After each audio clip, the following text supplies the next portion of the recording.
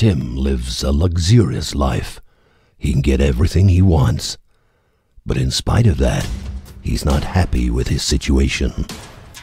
He knows where the money comes from. His father is a notorious drug lord. Tim is afraid. His father has a lot of enemies. Then it happens. His father gets killed. Tim doesn't trust anybody.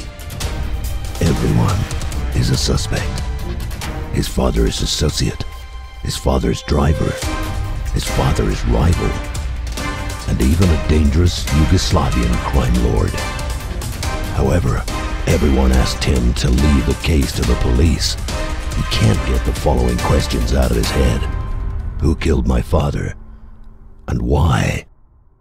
Read in now in The Legacy.